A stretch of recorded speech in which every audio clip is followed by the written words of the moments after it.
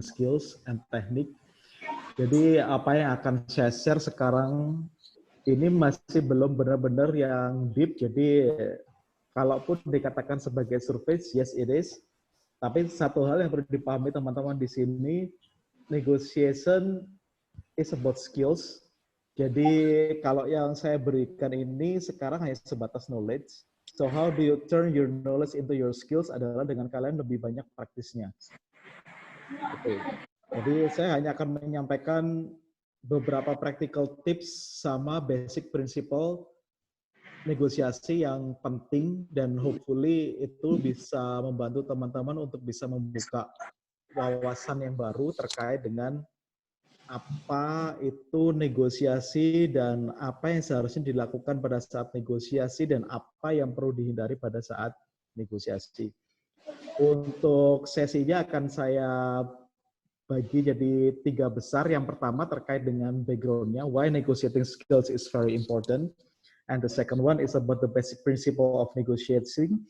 Terus kemudian yang terakhir terkait dengan practical tips yang kira-kira bisa teman-teman langsung aplikasikan untuk pekerjaan teman-teman sehari-hari. Jadi saya langsung mulai aja untuk yang pertama. Kenapa negosiasi itu penting? Oke, jadi as we know that currently saat ini selain corona ya, jadi ada 3 top global issues yang saat ini affected how the business works. Yang pertama adalah VUCA, teman-teman saya yakin sudah sering mendengar, yaitu volatile, uncertainty, complexity, ambiguity. Jadi we cannot predict anything, semuanya itu uncertain, semuanya itu kompleks dan ambiguity dan itu susah untuk diprediksi. Jadi the way how we doing the business at this moment is different with the way how we run the business about 10 years ago. Kalau teman-teman yang mungkin sudah berkecimpung di dunia kerja sejak 10 tahun lalu, mungkin sudah bisa merasakan adanya perbedaan sekarang ini.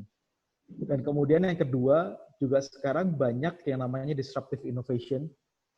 Banyaknya teknologi itu yang mendisrupt bisnis saat ini.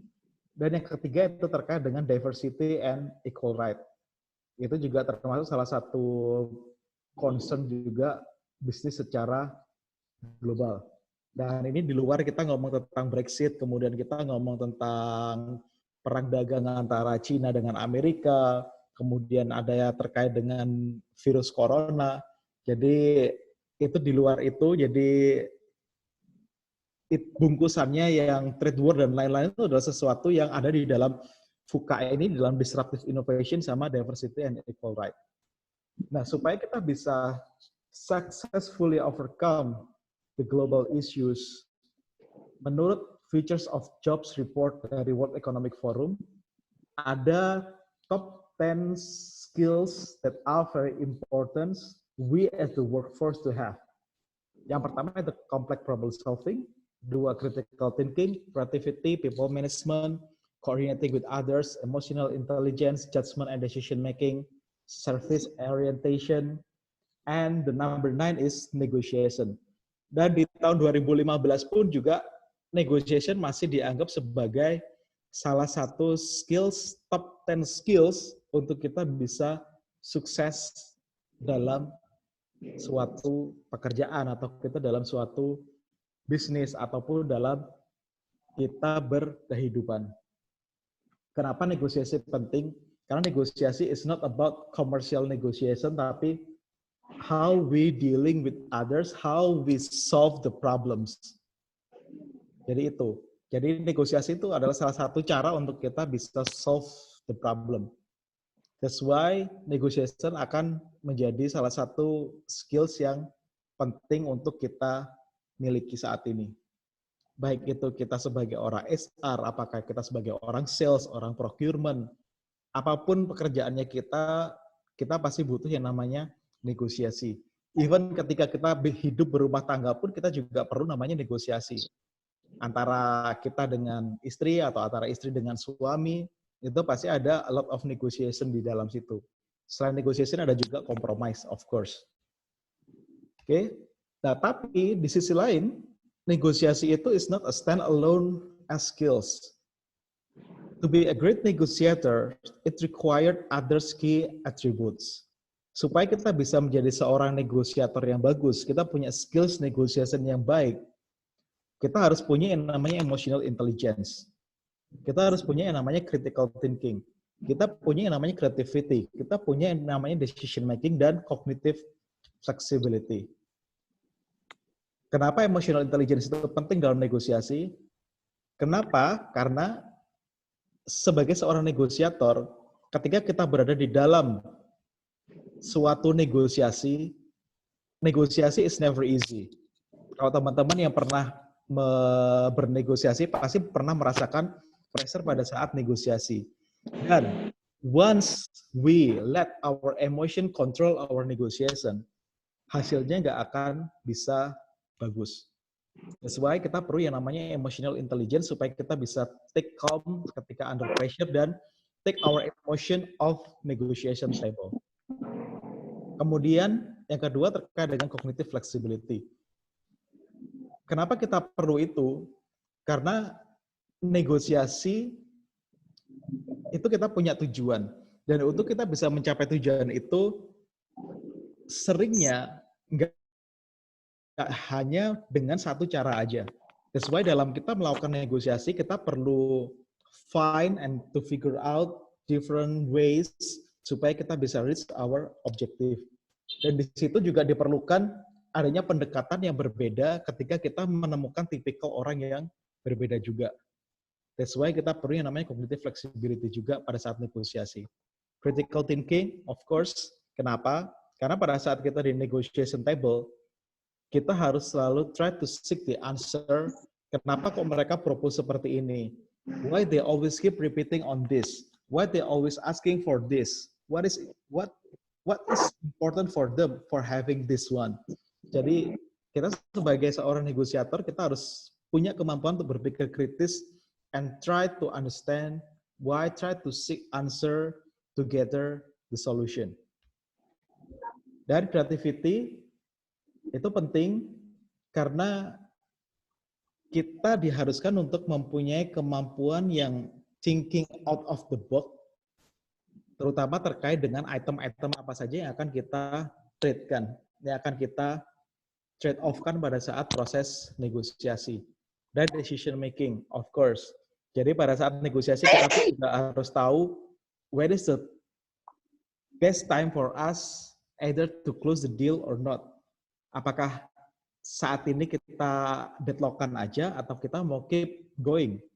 Apakah kita harus strike the deal now atau kita masih bisa lihat potensi untuk kita bisa improve our deals pada saat negosiasi. Jadi negotiation is not stand-alone negotiate, it's not stand-alone skills. Jadi kita harus mempelajari emotional intelligence, critical thinking, creativity, decision making, and also cognitive flexibility, as well as the negotiation skill itself.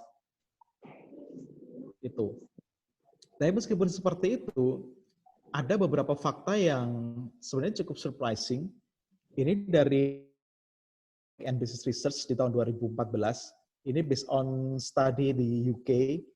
Perusahaan itu kehilangan sekitar 9 juta pound sterling per jam due to bad negotiation result. Can you imagine 9 million pound sterling, berapa miliar per jam, karena hasil negosiasinya pun juga nggak terlalu bagus. Dan juga ada recent study dari Scott Walk, Negotiation Capability Study. Salah satu temuan dan fakta yang menarik di situ disebutkan bahwa negosiator ketika mereka datang ke tempat negosiasi, mereka tidak di-equip dengan enough skills. Jadi kalaupun seandainya mereka, let's say, bisa mendapatkan deal yang bagus, sometimes they don't know why, and they cannot replicate the good deal, the good negotiation. Karena mereka nggak tahu prosesnya seperti apa. So, meskipun negotiation itu penting, tapi ternyata faktanya masih banyak yang tidak melihat itu sebagai sesuatu yang penting. Supaya saya harap teman-teman di sini bisa mulai untuk aware bahwa okay, this is the skills that I have to equip, dan ini nggak hanya cukup dari sisi knowledge, tapi juga dari skills yang bisa diimplementasikan juga. Nah, tadi saya sudah sampaikan bahwa negotiation is a resolving conflict. Dan untuk kita bisa meresolve konflik, itu nggak hanya satu cara dengan negotiation. Ada banyak cara. Contoh yaitu dengan persuasion. Sometimes ketika kita punya problem, ketika let's say ada customer complain, kadang-kadang dengan kita persuade aja, mereka udah bisa terima. Tapi apakah persuade bisa dipakai terus-menerus? Yes, it can be, but most often kita nggak bisa. Yang kedua, resolving conflict itu juga bisa melalui postponement atau penundaan. Sometimes ketika kita punya masalah, ya udah kita biarin aja. Kadang-kadang masalahnya pergi. Tapi the downside of the postponement adalah bisa jadi masalahnya bukannya pergi, tapi dia akan malah bertambah besar. Yang ketiga itu dengan problem solve. Kalau problem solve ini areanya Coach Bambi. Jadi mulai dari kita cari root cause-nya seperti apa, kemudian kita bikin prevention plan-nya seperti apa, itu part of the problem solving. Nah, supaya kita bisa problem solve, kedua belah pihak ini harus punya sudut pandang yang sama terhadap suatu masalah. Jadi kalau seandainya kita punya masalah dengan perusahaan lain atau dengan orang lain dan kita nggak memandang bahwa root cause-nya adalah A, ya kita nggak akan bisa mencari titik temu. Itu problemnya dari problem solving. Atau kita juga bisa aja give in. Ya udahlah, terserah kamu maunya apa.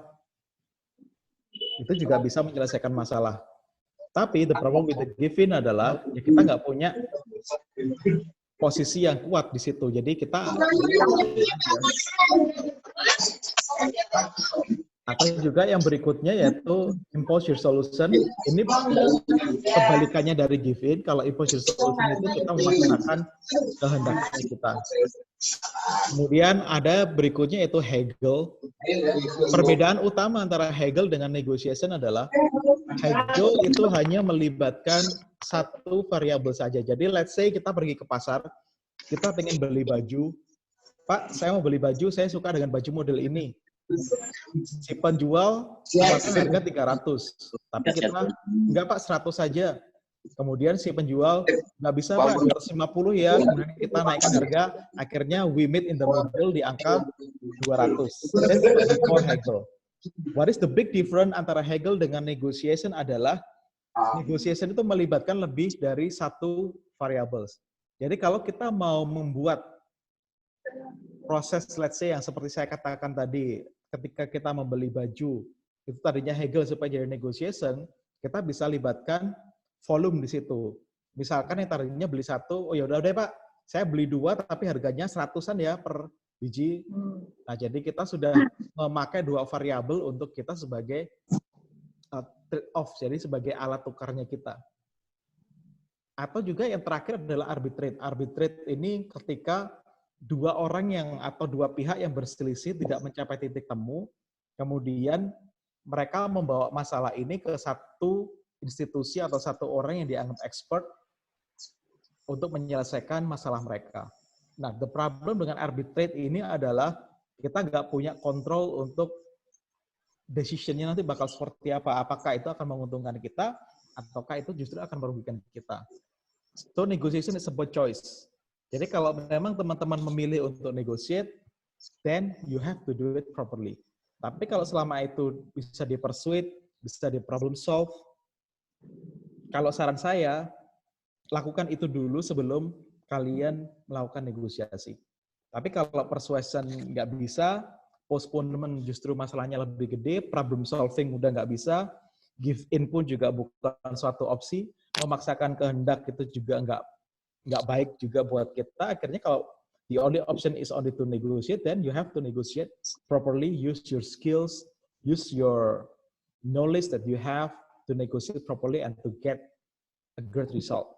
Karena kalau teman-teman nggak manage it properly, as what I have mentioned earlier, bahwa teman-teman pun akan bisa kehilangan dan kerugian secara finansialnya pun juga bisa sangat besar juga. Nah, sebelum kita mempertimbangkan untuk bernegosiasi, ada beberapa hal yang perlu kita pahami. Yaitu, apakah kita mau membiarkan masalah itu menjadi suatu deadlock, atau yes, we are going to negotiate. Apa sih yang perlu kita cek, yaitu dari sisi cost-nya. Apakah cost ketika kita deadlock itu lebih kecil dibandingkan cost untuk kita negotiate? Let's say, ketika kita deadlockin aja, ada impact dari sisi finansialnya nggak? Ada impact dari social and political-nya nggak? Dari sisi time-nya pun juga seperti apa? Jadi contoh misalkan ketika ini case untuk union negotiation, jadi saya ambilkan contoh dari situ. Ketika si perusahaan ini memilih untuk deadlock dalam proses perundingan dengan union atau dengan serikat pekerja, mungkin di situ ada financial loss yang mungkin terjadi. Let's say mereka mogok kerja. Dan karena mereka mogok kerja, ada social and political-nya juga. Bisa jadi ada wartawan yang ngeliput. Kemudian isunya di-raise hingga ke surat kabar, ke media-media ternama, dan which is itu secara social and political juga nggak bagus untuk perusahaan. Dan dari sisi time-nya pun juga seperti apa, semakin lama time yang kita buat untuk deadlock itu, harusnya dia bisa digunakan untuk allocate yang lainnya. Tapi ketika kita memilih untuk negotiate pun, itu juga ada cost yang terlibat di situ. Apa contohnya? Cost of concession. Karena ketika kita bernegosiasi, mau nggak mau kita harus memberikan sesuatu dong. Let's say ke union, berarti kita harus ngasih sesuatu ke union, dan itu pasti ada cost-nya juga. Atau juga bisa jadi presiden. Karena misalkan, kita mau bernegosiasi dengan union. Bisa jadi tahun depan, mereka akan minta negosiasi lagi karena nganggap bahwa, kemarin udah berhasil kok. Itu akan jadi bad precedent juga. Kalau seandainya we don't manage the negotiation process properly. Dan kita juga bisa kehilangan, ya mungkin ini untuk beberapa orang, face is more important. Jadi contoh kayak misalkan pimpinan perusahaan yang ketika mereka merasa kalah dengan union, mereka merasa nggak punya muka. Nah itu juga bisa jadi part of cost of negotiation. Jadi sebelum we have to decide either kita mau deadlock kan atau kita mau negotiate, kita harus pertimbangkan antara cost dan benefit. Apakah cost dari deadlock ini lebih besar dibandingkan cost dari negotiate? Kalau memang jawabannya iya, berarti we have no choice than to negotiate. Tapi di sisi lain, kalau seandainya kita melihat bahwa, kayaknya kalau negosiasi, saya keluar cost lebih besar, ya udah saya deadlockin aja. This also the choice. Nggak ada yang salah dengan situ. Karena itu tergantung dari situasi dan kondisi apa yang kita hadapi. Jadi sometimes deadlock is a choice. Karena bisa jadi posisi itu lebih menguntungkan kita di dalam negosiasi. Nah, tadi saya sudah sampaikan terkait dengan negosiasi apa, kemudian apakah kita harus negosiasi atau enggak, cost yang terlibat itu apa saja. Untuk definisi dari negosiasi sendiri adalah, negosiasi adalah proses di mana kedua belah pihak yang berkonflik. Jadi kata kuncinya di sini adalah adanya konflik, mereka mengadjust posisi mereka, atau mereka berkompromi dengan masalah mereka, melalui trading issues that are lesser important untuk menukarkan hal-hal yang menurut mereka kurang penting. Ya udah, aku nggak jadi ini deh, in exchange for issues of greater importance, supaya kita bisa mendapatkan something yang lebih penting buat kita. Karena the agreement must be implemented by all parties. Itu definisi negosiasi. Ada banyak definisi, tapi ini adalah definisi yang saya pakai terhadap negosiasi. Tapi kalau teman-teman cek, either itu mau ngecek dari Google atau dari manapun, semuanya akan ada keywordnya adalah trading. Negotiation is about trade. You trade something to get something. The keyword dalam negotiation adalah itu. Lalu, kapan sih waktu yang tepat untuk kita bernegosiasi? Yang pertama, ketika kita pengen deal yang lebih baik. Let's say kita udah punya kontrak, tapi ternyata kontraknya not work well for us. Nah, itu kita bisa ajukan untuk negotiate. Tapi apakah itu bisa atau enggak? Ya, it depend. Nanti akan saya jelaskan. Depend-nya itu depend terhadap apa. Kemudian yang kedua, when external factors disrupt. Dan ini justru adalah hal-hal yang sering terjadi di mana ada banyak kondisi-kondisi di luar sana yang itu di luar kontrol dari suatu bisnis, tapi itu berdampak kepada operasional bisnisnya kita.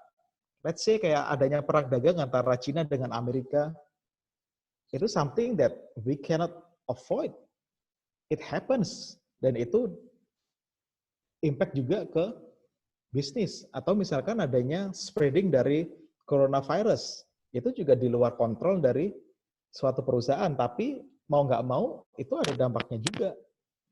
Nah, untuk hal-hal yang seperti itu, is an appropriate condition to negotiate. Karena ada banyak hal yang di luar kita yang itu mendisrupt suatu bisnis. Atau ketika ada salah satu pihak mengatakan tidak. Jadi kecenderungannya kita ketika ada salah satu pihak mengatakan tidak, kita berhenti sampai di situ. Padahal as a negotiator, once we hear no, it doesn't mean no. No adalah saatnya kita untuk bisa melakukan negosiasi dan untuk mengeksplor lebih lanjut kenapa dia itu mengatakan no. Apakah no-nya itu memang benar-benar exactly no atau masih no karena ada something else. Itu juga yang kita perlu pahami. Kemudian ketika ada komplain pun juga sometimes we can negotiate with the complaint as well. Jadi ini ada 4 hal, ada 4 waktu yang tepat untuk kita melakukan negosiasi. Nah, kemudian supaya terjadi negosiasi itu harus kayak gimana sih? Yang pasti kedua belah pihak harus punya need untuk negosiasi. Jadi kalau misalkan hanya salah satu pihak saja yang pengen untuk melakukan negosiasi, ya itu nggak akan bisa. Contoh gampangannya kayak gini deh. Let's say ketika saya ke Singapura, di Changi Airport, di sana ada ini untuk LV, ada gerai untuk LV. Kemudian saya naksir tas untuk saya belikan buat istri saya. Saya coba try to negotiate, tapi karena si tokonya ini dia nggak punya interest dan dia nggak punya kebutuhan untuk negosiasi dengan saya, ya bisa jadi ya udah terserahlah lu mau apa. Pokoknya pasti dia nggak punya need dan akhirnya saya nggak bisa untuk negotiate.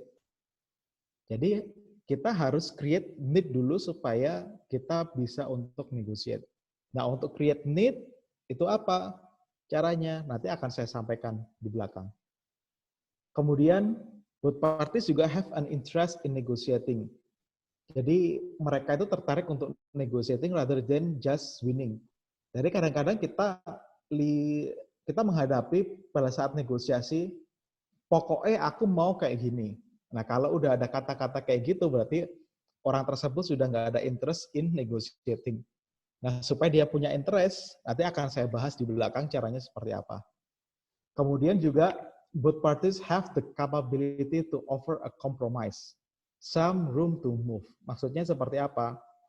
Jadi, let's say kita dalam negotiate untuk price. Nah, kalau di pihak yang lain dia nggak punya wewenang untuk reduce the price, dikit-dikit dia, oh yaudah saya coba tanya ke atasan ya, oh yaudah nanti saya call lagi ya. Nah, itu nggak akan terjadi yang namanya negosiasi. Ya, rather than you negotiate with that person, kamu minta aja untuk negotiate with the one that have the authority to negotiate. The one that have the capability to offer a compromise. Karena kalau kita bernegosiasi dengan orang yang nggak punya capability untuk itu, ya percuma aja. Itu nggak akan menyelesaikan masalah juga. Malah bisa jadi kitanya akan frustasi.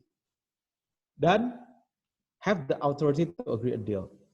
Jadi jangan sampai kita di meja perundingan, di meja negosiasi, oh kita udah sepakat A, B, C, D, E, F, G. Udah shake hand, dua-duanya, kedua belah pihak shake hand. Tapi kemudian ternyata di pihak lain, mereka masih bawa dulu agreement-nya ke atasan. Dan setelah shake hand ini ternyata si atasannya nggak setuju, mau nggak mau harus ada negosiasi lagi, ya itu akan wasting time banget. Jadi it is very important, jadi ketika teman-teman negosiasi, teman-teman harus bisa pastikan bahwa someone that you are going to negotiate have have interest, have the capability to offer a compromise, and also have the authority to agree a deal. If not, then it will waste your time, definitely. Jadi pastikan bahwa mereka adalah orang yang tepat untuk bernegosiasi. Nggak harus CEO-nya, nggak harus direkturnya, tapi at least mereka punya 4 hal ini. Itu yang penting ketika kita mau melakukan suatu negosiasi. Nah, ini adalah beberapa basic principle dari negosiasi. Yang pertama bahwa negosiasi is a process. Jadi ada proses yang terlibat di dalam negosiasi. Nggak bisa ujuk-ujuk kita ketemu, kita say hello, kemudian oke Pak, deal ya, deal. It's not that way. Negotiation involve a lot of process. Jadi mulai dari tahap apa, kemudian masuk ke mana, kemudian jadi seperti apa, it involve a process. Dan kemudian prinsip yang kedua terkait dengan negosiasi adalah know the source of your power. Jadi teman-teman wajib tahu power of your negotiation itu where it come from. Itu datangnya dari mana. Dan nggak cuma cukup tahu itu sumbernya dari mana, you also need to know how to deploy the power properly. Bagaimana teman-teman menggunakan power ini as your competitive advantage in the negotiation. Karena percuma aja teman-teman tahu powernya apa, tapi you never deploy the power. How to deploy, I will explain later. Kemudian prinsip yang ketiga yaitu terkait dengan bargaining arena. Atau istilah yang paling umum dalam negosiasi, we know it as ZOPA, Zone of Possible Agreement. Ini adalah area di mana negosiasi atau deal itu bisa terjadi. Yang keempat adalah BETNA. BETNA ini adalah alternatif selain negosiasi itu apa. Dan yang terakhir adalah trading by valuing your concession. Oke, saya akan bahas satu persatu ya. Nah, ini yang saya pakai untuk negotiation. Negotiation, kalau my point of view, dari apa yang saya pelajari dan juga dari apa yang saya ajarkan, it involve 8 step. Apa saja? The first one is preparation. Jadi setiap kali teman-teman melakukan negosiasi, of course you need to have some preparation in advance. Karena kalau teman-teman nggak prepare di awal, you don't have enough information, you don't have enough banyak kalian nggak akan siap lah untuk melakukan negosiasi kalau tanpa melakukan yang namanya preparation. Kemudian yang kedua yaitu argue. Argue di sini bukan kita berdebat ya, tapi argue di sini ini lebih more on the exchange information. Kemudian tahap yang ketiga adalah signal. Signal ini ketika kita mendapatkan informasi tapi bukan dalam bentuk informasi yang terlalu spesifik. Let's say kayak misalkan menggunakan gestur tubuh atau micro expression, itu juga termasuk dari signal. Kemudian masuk ke propose. Propose ketika kita mempropose sesuatu. Package, ketika kita mencoba untuk mereshape our proposal yang karena tadi itu nggak sesuai dengan kebutuhan. Jadi kita coba susun ulang. Kemudian bargain, ini lebih ke arah how we add more value on our proposal. Setelah itu kita try to close and try to settle the agreement. So, 8 step ini sebagai peta ketika kita melakukan negosiasi. Just like a map, kita perlu tahu, let's say, pada saat ini saya berada di posisi apa ya? Apakah saya di argue, ataukah saya sudah masuk ke propose, atau saya ke package. Dan as a map, ini juga akan menunjukkan kita cara how to reach our objective. Jadi supaya kita bisa agree, what should I do? Apa yang harus aku lakukan ketika di propose step? Apa yang harus aku lakukan di package? Apa yang harus aku lakukan pada saat proses bargain? Dan main proses dalam negosiasi itu ada 3. Just like we climb a mountain, ada yang namanya prepare, argue, propose, and deal. Jadi ketika kita mau memanjat tebing atau kita mau memanjat a rock mountain, rocky mountain, kita perlu yang namanya preparation. Kemudian setelah preparation, apa yang kita lakukan ketika kita sudah mencapai lereng bukit? Apakah kita langsung manjat gitu aja? No. Yang perlu kita lakukan adalah kita ngecek dulu apakah jalurnya memang sudah tepat atau belum. Kemudian dari sisi kecepatan anginnya seperti apa. Kemudian dari perkiraan cuacanya seperti apa. So, jadi di tahap RGU ini, di tahap RGU, atau di tahap setelah kita prepare, di tahap lereng bukit ini, kita benar-benar memastikan bahwa kita mendapatkan all the information that we need untuk kita bisa claim the Rocky Mountain safely. Jadi supaya kita bisa membuat suatu proposal yang memang benar-benar sesuai dengan apa yang diharapkan oleh mereka dan apa yang kita harapkan, we need to have a lot of information. But that's also the problem. Karena untuk bisa dapat a lot of information from the other party is not an easy thing. Jadi there's a lot of question involved, a lot of technique that you need to use in order you have a lot of information pada saat proses RGU step. Tapi RGU step itu yang paling penting karena tanpa adanya RGU step properly, tanpa kita punya enough information properly, believe me, kita nggak akan bisa making some proposal that fit to their needs and also fit to our needs as well. That's why it's very important bahwa pada saat proses negosiasi, we try to seek a lot of information from the other parties. So by then and only then, we can propose something that fit to our needs and also to fit to their needs as well. Dan dengan begitu kita bisa mencapai yang namanya deal. Karena kalau proposal kita itu hanya fit to our needs, tapi itu nggak fit to their needs, itu nggak akan terjadi yang namanya deal. Jadi kita harus propose sesuatu yang sesuai dengan kebutuhannya mereka. Dan how do we know what is their needs? Ya, kita cari tahu. Cari tahu dengan seperti apa, dan kita menanyakan pertanyaan. Jadi main proses dari negosiasi adalah seperti itu. Nah, kita bahas satu-satu. Yang pertama terkait dengan preparation. Pada saat tahap preparation, apa sih yang sebenarnya perlu kita persiapkan? Yang pertama adalah terkait dengan objektifnya kita, yang kedua terkait dengan strategi, dan yang ketiga terkait dengan tim task. Ketika kita menanyakan tentang objektif, satu pertanyaan yang paling penting adalah apakah objektifnya kita realistis? Saya kasih sebuah contoh. Let's say saya punya tiket lebih untuk final Liga Champions. Let's say seandainya 1 bulan sebelum pertandingan final ini saya jual, let's say saya beli harga per tiketnya $1.000. Kalau seandainya saya jual $1.000 sebulan sebelum pertandingan, apakah realistik? Yes, it may be realistic. 1 jam sebelum pertandingan, apakah saya masih realistis untuk menjual ini seharga $1.000 juga? Ya, mungkin itu realistis. Tapi kalau itu sudah memasuki half time, dan saya masih tetap menjual itu dengan harga 1.000, am I realistic? Maybe not. Apalagi kalau sudah menjelang pertandingan berakhir.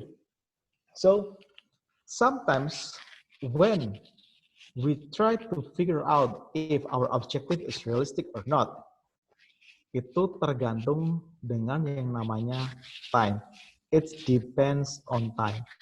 Maybe our objective is fit in the last time or in the last week, but it may not be fit again in this time. Jadi, the definition of realistic will change with time. Ini yang perlu dipahami. Jadi ketika kita menentukan objektif dari negosiasi, kita nggak bisa rely on the latest negotiation. Mungkin teman-teman bilang, oh dulu kita kayak gini kok, objektifnya kayak gini. Ya itu dulu, itu sebulan yang lalu, itu setahun yang lalu. Bisa jadi objektifnya itu sudah berbeda dengan yang sekarang. Karena along with the time, the definition of realistic will change. Jadi teman-teman harus try to figure out ulang apakah objektifnya itu masih realistis atau tidak. Kemudian yang kedua adalah terkait dengan strategi. Perbedaan dengan objektif adalah strategi adalah how do you reach the objective. Saya hanya punya 2 advice di sini. Whatever the strategy that you choose, The first thing is you need to keep your strategy as simple as it can. Kenapa seperti itu?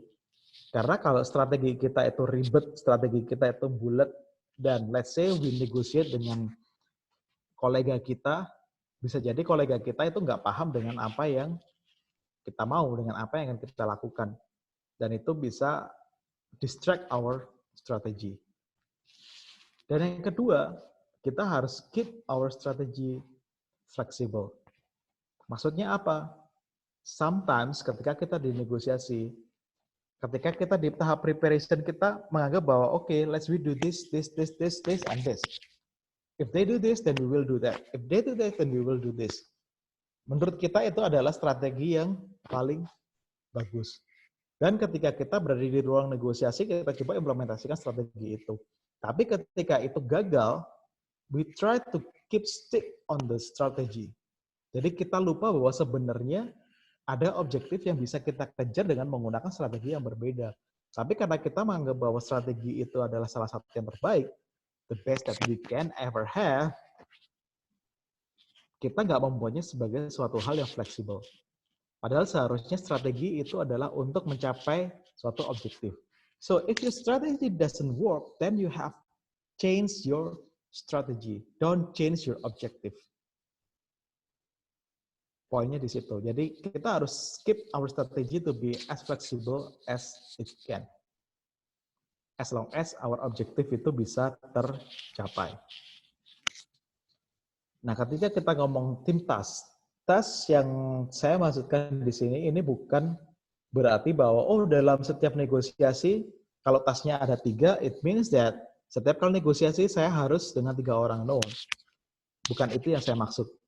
Tim task di sini adalah ketika teman-teman melakukan negosiasi, if you do it alone, then you have to perform your role as leader, you have to perform your role as summarizer, you have to perform your role as observer in the same time. So it is getting much more difficult. That's why ketika orang-orang bernegosiasi sendirian tanpa ada yang nge-backup, itu pressure-nya lebih tinggi. And even meskipun teman-teman pun punya tim atau teman-teman punya kolega, if you don't split the task properly, believe me, it will create a chaos. Jadi let's say di dalam negosiasi ada 2 leader. 2 leader, dua-duanya sama-sama ngomong, dua-duanya sama-sama ngasih proposal, tapi sometimes leader A ngasih proposal beda dengan leader yang satunya. Dan akhirnya orang yang di pihak lainnya dia bingung. Terus ini yang mau saya ajak ngobrol, yang mau saya ajak diskusi siapa? Kalau seperti itu kejadiannya, biasanya mereka akan memilih orang yang mereka anggap paling menguntungkan dari sisi mereka. So, if you would like to go in the negotiation by yourself, you have to perform leader who draft the negotiation. You have to perform as summarizer who ask questions and summarize. And you also have to perform the task of observer, yaitu provide practical advice. Try to understand why. Tapi ketika teman-teman bernegosiasi dengan koleganya, it is better to split the task. Jadi teman-teman harus assign siapa yang menjadi leader, siapa yang menjadi summarizer, dan siapa yang akan menjadi observer. Itu saran saya. Nah, tadi saya sudah menyampaikan terkait dengan RG step. RG step yaitu the step where we gain a lot of information when we try to seek a lot of information possible. Ada 2 tipe argumen. Yang pertama yaitu persuasion, dan yang kedua adalah negotiating dialogue. Perbedaan utama antara persuasion dan negotiating dialogue adalah persuasion itu we try to persuade, dan usually kita try to persuade, kita cenderung sebagai orang yang lebih banyak ngomong. But once we turn into negotiating dialogue, dialogue means two way of communication. Kalau two way of communication ini berarti nggak ada salah satu pihak yang terlalu dominan. Jadi kedua belah pihak ini equal untuk bisa saling exchange information. Contoh persuasion itu apa sih? Contoh ketika kita berusaha mempengaruhi orang lain terhadap proposal kita. Ketika kita menjual ide-ide kita atau ketika kita menjual services kita, when we try to convince someone, or when we try to argue someone to win in the debate, or if we challenge or if we debate some people, itu part of the persuasion. While ketika kita ngomong dari negotiating dialogue involve yang pertama terkait dengan opening statement. Opening statement adalah kalimat pembuka dalam suatu negosiasi. Dan opening statement ini bukan hanya sekedar untuk kita apa ya istilahnya ya, untuk kita basa-basi saja. Tapi kalau teman-teman bisa menggunakan opening statement properly, ini bisa you can drive the way of the negotiation if you do it properly. Saya nggak bisa ngasih explanation kalau nggak ada real face-nya. Agak susah sih. Interupsi, Coach. Yap. Ada banyak coretan itu di layar. Nah, ini saya... Baru share ulang. Iya, exit dulu baru share ulang. Nah, saya juga nggak tahu siapa yang nyoret-nyoret itu. Peserta nggak jelas itu.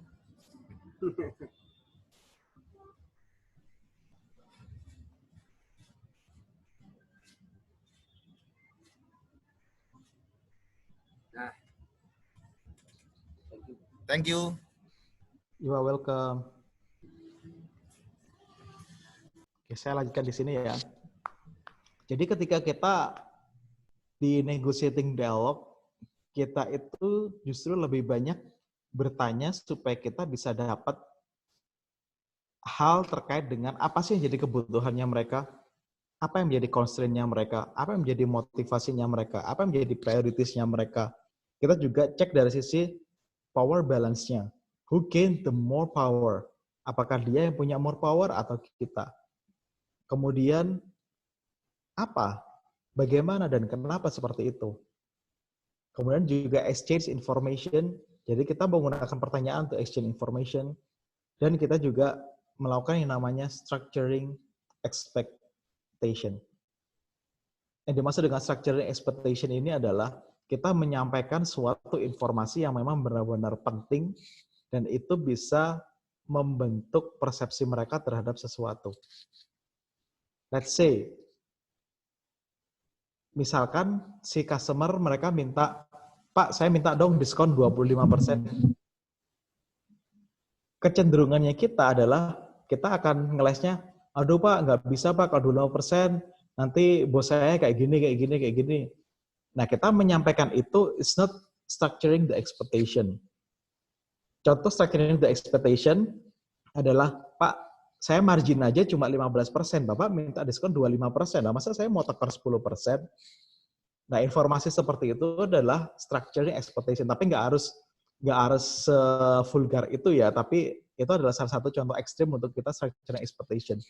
Jadi ada banyak sekali informasi yang sebenarnya bisa kita sampaikan, dan itu bisa ngerubah ekspektasi mereka terhadap kita. Kalau itu nggak kita sampaikan, biasanya mereka akan cenderung untuk menganggap bahwa oh sebenarnya si dia ini masih bisa untuk melakukan ini, dan mereka akan keep insist on that point. Dan kadang-kadang ya karena kita merasa nggak enak di negosiasi, ya udahlah di-okein aja, padahal justru itu bisa jadi backfire untuk kita. So each time there is information that you need to share to others, please ensure bahwa the information that you give to others, it can structure their expectation. Itu bisa men-structure expectation-nya mereka. Jadi bukan hanya sekedar ya udah pass information tanpa ada maksud apa-apa untuk men-structure expectation. Jadi ketika di fase preparation itu penting banget untuk teman-teman bisa tahu informasi apa saja sih yang bisa teman-teman share, informasi apa saja sih teman-teman yang perlu keep, dan kalau ini di-share, ini tujuannya untuk apa, dan kapan ini akan di-share-nya. Apakah nunggu mereka tanya dulu, ataukah apakah kita bisa share ini di awal-awal as part of our opening statement, dan ketika kita share informasi ini, apakah it will strong our position or not, atau justru ini weaken our position. There's a lot of things to do pada saat kita melakukan proses preparation. Sebenarnya saya pengen ngajarin banyak, cuma karena kalau lewat webinar kayak gini, a bit tough, karena kita nggak bisa langsung real practice. Nah, kalau misalkan teman-teman memang pengen untuk bisa dapat yang more practical tips-nya, Kalau nggak salah, Coach Bambi akan mengadakan sesi untuk offline-nya, nanti bisa kontak sama Om Coach Bambi aja. Saya hanya sekedar share untuk terkait dengan knowledge-nya, jadi bukan untuk skills-nya. Saya lanjutkan ya.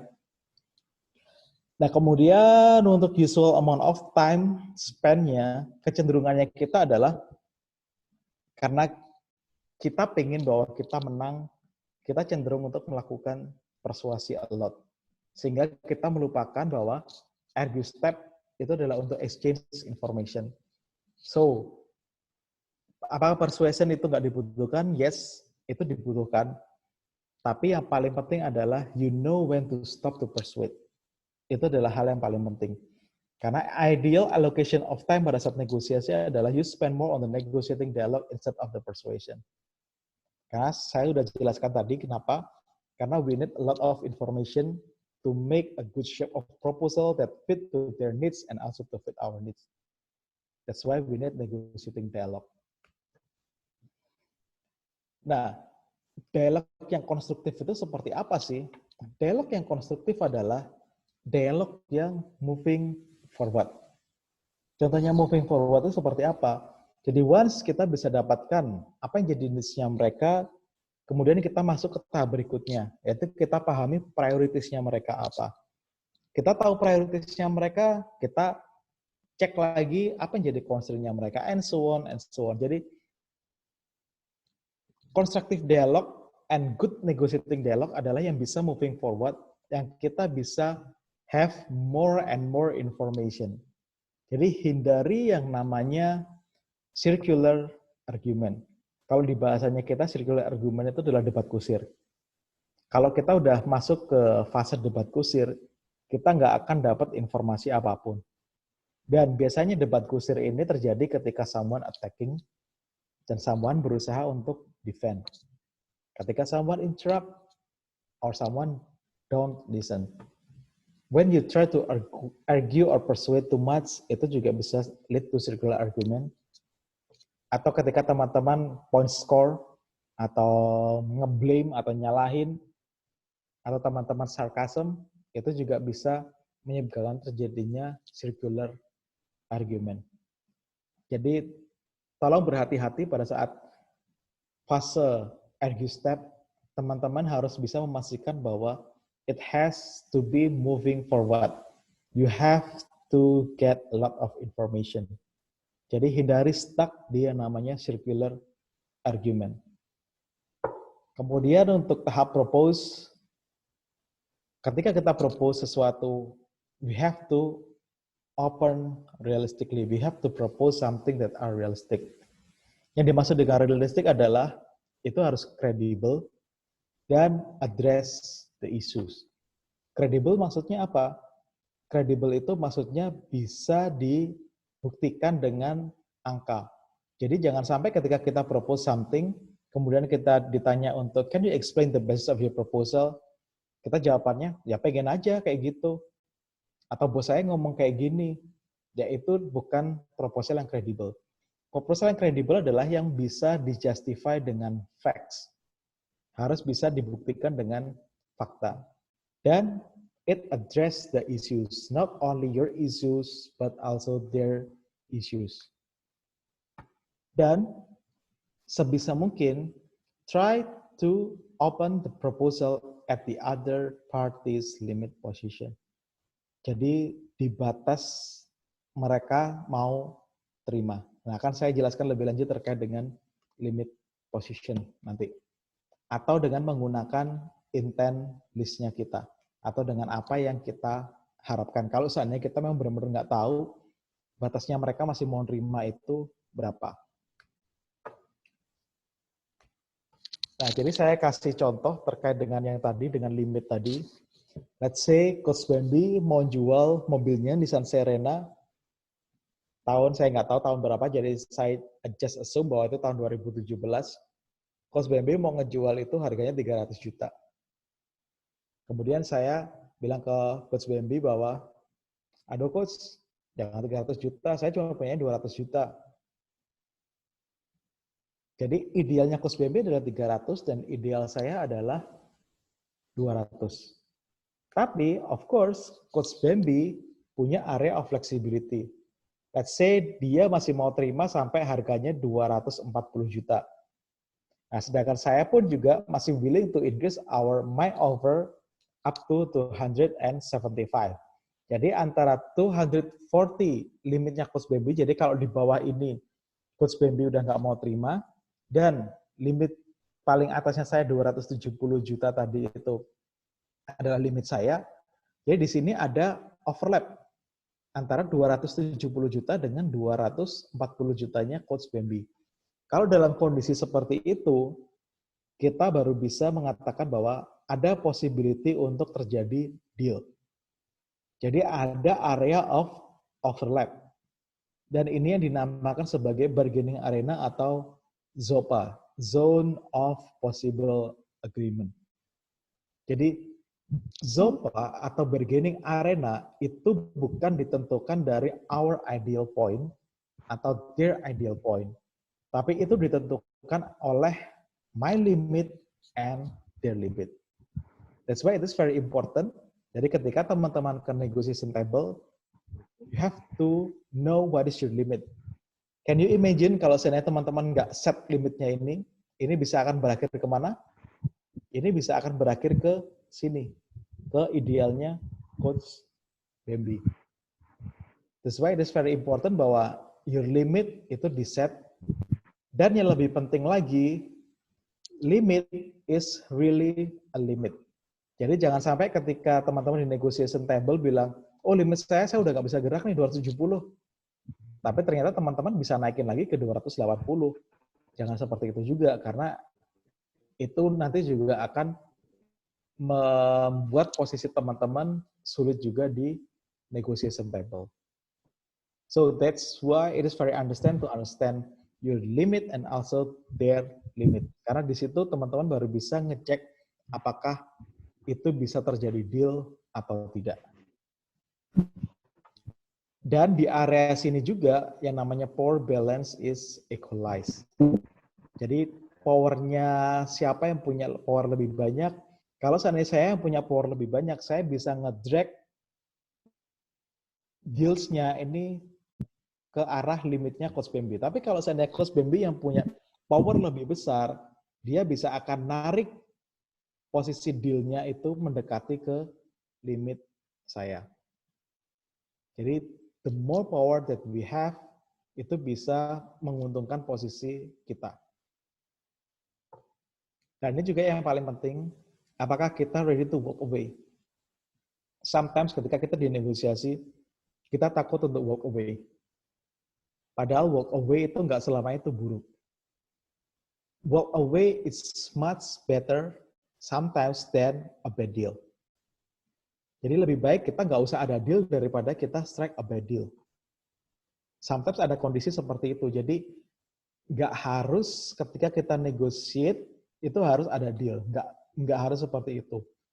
Dan supaya kita bisa ready to walk away, maka kita harus menentukan bednya kita apa. Best alternative to a negotiate agreement. Jadi kita punya alternatif lain selain kita bernegosiasi. Kalau seandainya memang dari negosiasi ini nggak ada titik temu, apa sih sebenarnya yang bisa saya lakukan? Kalau seandainya itu kita sudah define properly in the beginning pada saat proses preparation itu tadi, maka kita pun punya stronger position untuk kita prepare to walk away. Tapi kalau seandainya kita nggak prepare bednya kita, maka kita kemungkinan akan dapat yang namanya bad deal. Itu. Nah, kemudian ini juga terkait dengan power. Jadi supaya kita bisa tahu powernya kita dari mana, kita harus research. Research-nya itu dari mana? Kita lihat dari sisi dependency, let's say antara hubungan supplier dengan buyer, seberapa besar sih ketergantungan si supplier ini terhadap si buyer. Kalau seandainya si supplier ini memang dia menyuplai sekitar 50% dari total kebutuhannya si buyer, ya bisa jadi dependensinya juga akan lebih tinggi dan itu akan create more power bagi si suppliernya. Kemudian kita juga lihat dari kondisi marketnya. kondisi marketnya seperti apa, ada alternatifnya atau tidak. Kemudian, apakah kita punya knowledge yang mereka nggak tahu.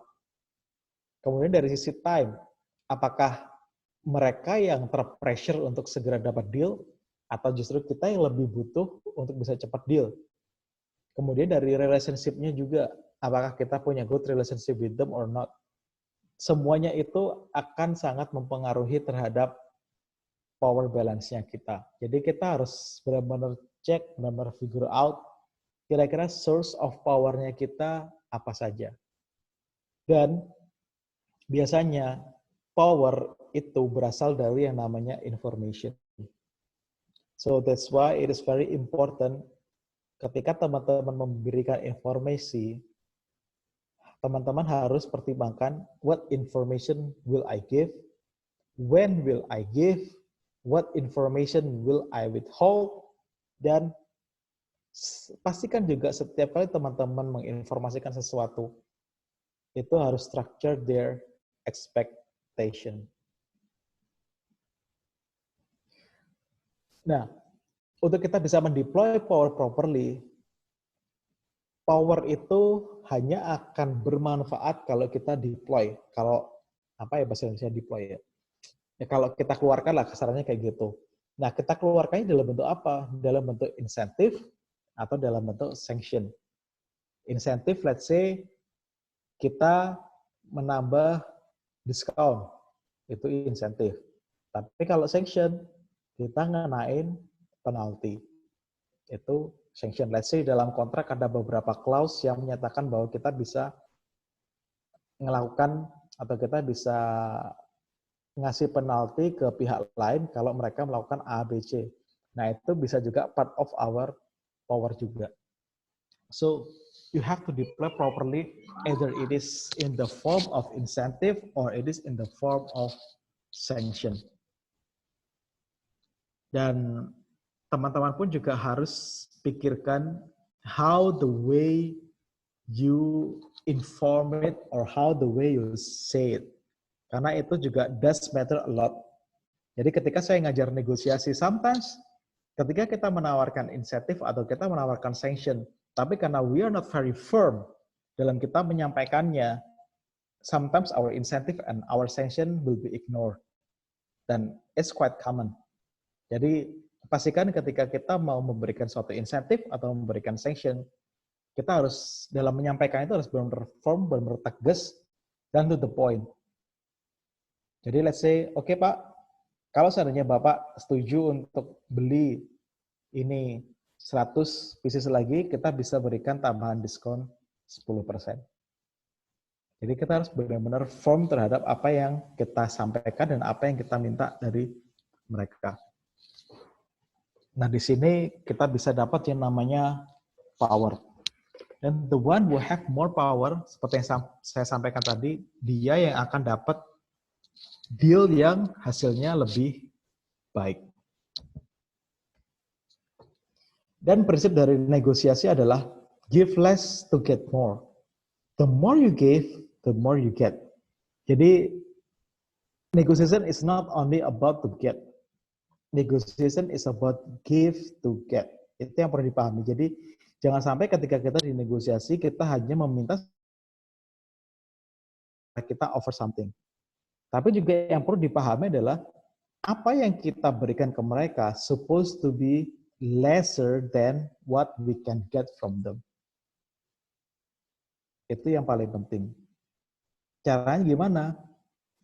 Kita harus identify benar-benar sesuatu atau concession apa yang very low cost to us, but high value to them. In order to get high value to you, but low cost to them. Saya kasih contoh gampangannya kayak gini deh. Cost untuk mengupgrade satu orang dari kelas ekonomi, ini kita ngomong pesawat ya, dari kelas ekonomi ke kelas bisnis untuk suatu airlines, cost-nya berapa buat mereka? Not that much. Mungkin mereka hanya perlu menyediakan tambahan additional makanan, additional minuman. Tapi untuk kita yang mendapatkan value itu, untuk kita yang mendapatkan promosi itu, buat kita value-nya seperti apa? Value-nya is very high for us. Jadi pikirkan kira-kira konsesi apa yang very low cost, but itu high value to them. Tapi juga don't forget untuk ask something in return. Karena negotiation is about give to get. Jadi bukannya sekedar give atau sekedar get aja. Tapi you give to get.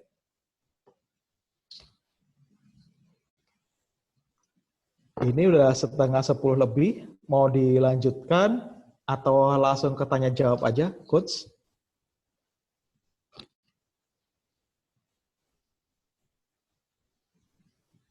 Coach Baby. Ini teman-teman mau dilanjutkan atau materinya masih banyak nggak, Coach? ya masih setengah lagi sih kayaknya. Oh. Langsung tanya jawab aja Pak Andito. Oke, langsung tanya jawab aja ya. Kalau gitu untuk yang the rest-nya kita atur lain kali aja ya, Coach ya. Oke, siap. Silakan kawan-kawan kalau mau pertanyaan langsung open mic yourself. You can open mic yourself. Nanti PDF-nya kita dapat nggak sih ini? Dapat. Nanti dapat PDF-nya. Thank you. Ada yang mau ditanyakan?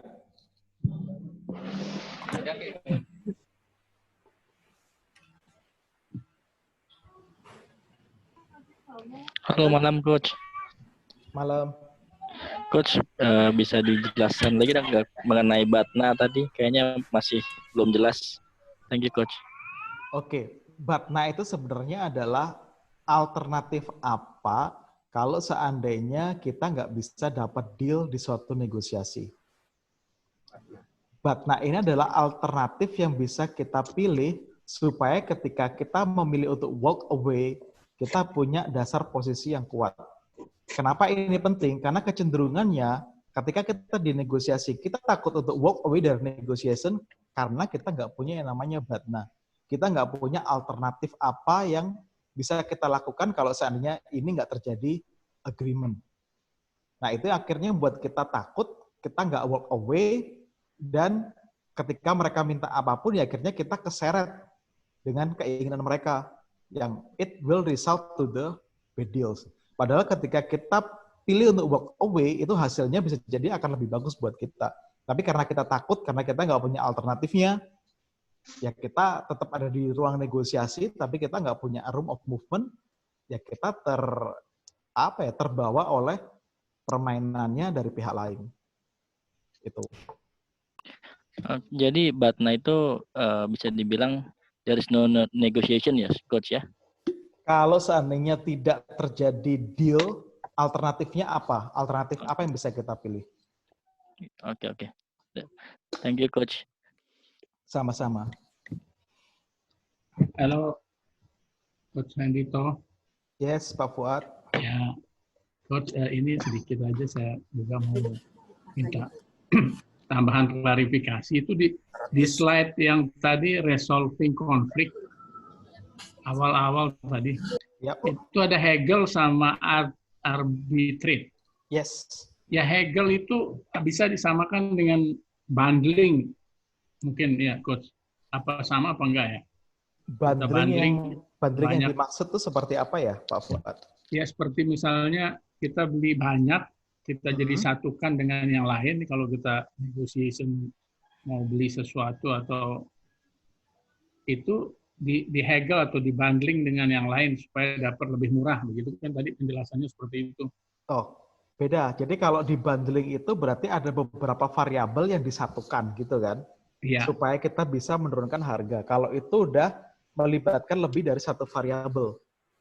Which is we call negotiate. Tapi kalau untuk Hegel ini purely, let's say saya pengen beli baju satu, bajunya cuma saya pengen